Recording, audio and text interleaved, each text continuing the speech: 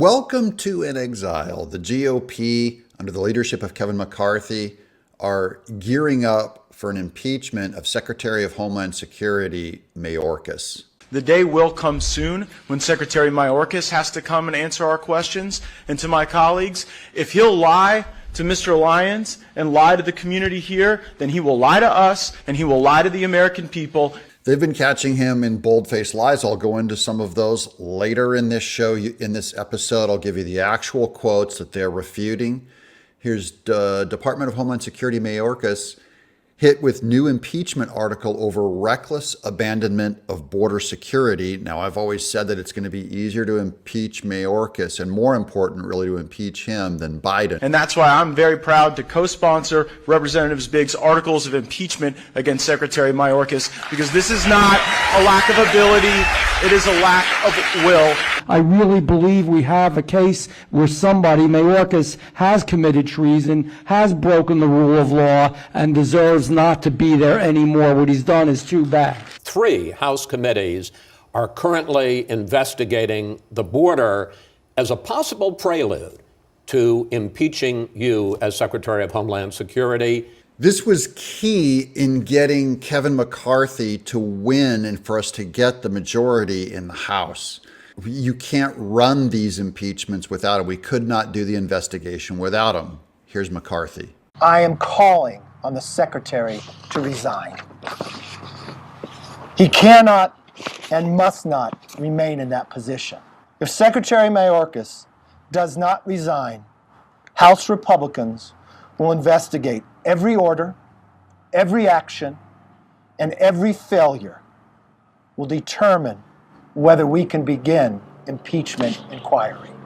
I keep making the case for McCarthy, and many people are still resistant to him. You got to get over that, because he's doing the work of the people. What do you think is the basis for their calling for your impeachment? Do you think you've done anything wrong? No, I don't. I think it is a disagreement over policy, and I think it is used for political purposes. I'll give you a reason later for why this is probably a bipartisan issue and not merely politics. Mayorkas will look you dead in the face. I used to be on the Homeland Security Committee. We interviewed him, I think, 3 times, and every time I would ask him, is there anything going on the border? Is anything wrong? Are there any problems? Anything we should do? He said, we fully have it under control.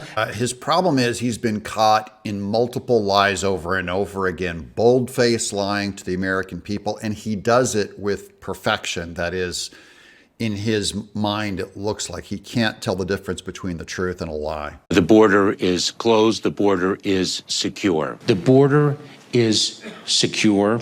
Critics point out, in 2020, Donald Trump's final year in office, U.S. border authorities encountered migrants 458,000 times at the border. But under Joe Biden in 2022, there were 2.3 million encounters. This is where we get Biden also, because Biden's policy is the one that allowed for Mayorkas to do the lying. But here's where it's probably a bipartisan issue. Here's the GOP tweet. Just 31% of Americans approve of how Biden is handling immigration, a new low. 31% cut so far into Democrats that this could be a bipartisan issue where I believe they will throw Mayorkas under the bus and impeach him just to save their 2024 election. They can say, look, we did something about it. We threw him under the bus.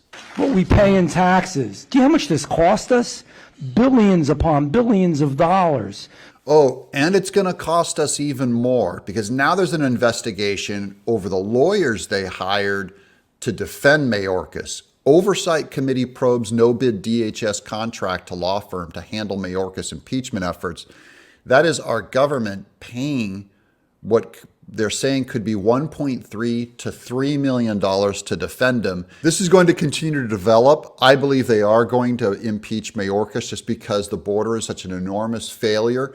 But this will be a giant public indictment of Biden's administration and his appointments. And that's good news.